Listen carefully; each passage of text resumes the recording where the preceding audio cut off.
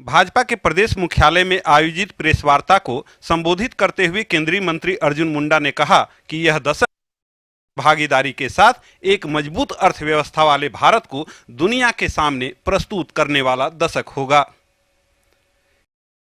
यह दशक शोध के साथ अपनी क्षमता को दुनिया के सामने प्रस्तुत करने का और एक मजबूत अर्थव्यवस्था भारत का जो $5 ट्रिलियन इकोनॉमी बनाने की हमारी कोशिश है, उस कोशिश को हम संपूर्ण रूप से जन सहयोगी के साथ, जन भागीदारी के साथ, देश की जनता के साथ मिलकर के पूरा करें, यह हमारा लक्ष्य निर्धारित है। केंद्रीय मंत्री ने एकलव्य विद्यालय समेत दूसरी अन्य योजनाओं की चर्चा करते हुए कहा कि केंद्र सरकार जनजातीय वर्ग के आर्थिक सामाजिक विकास के लिए सतत प्रयत्नशील है।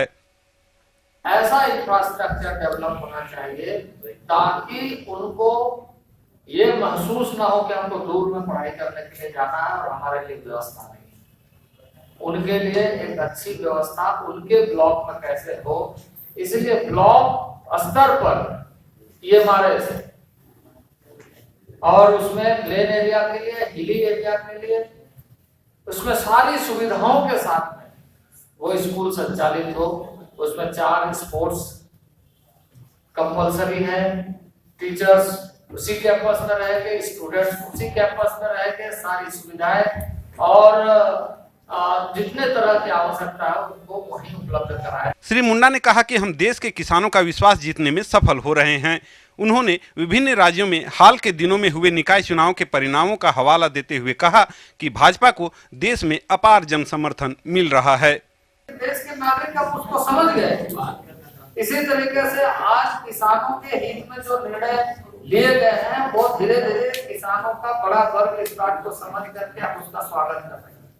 और आपको ये बता दें कि आने वाले पिछले कुछ दिनों में जहां भी स्थानीय स्तर पर चीजें हुई है, भारतीय जनता पार्टी को सबसे ज्यादा समर्थन मिला है स्थानीय निकायों के चुनाव में, जितने भी प्रदेश में चुनाव हुए, चाहे वो राजस्थान में हो।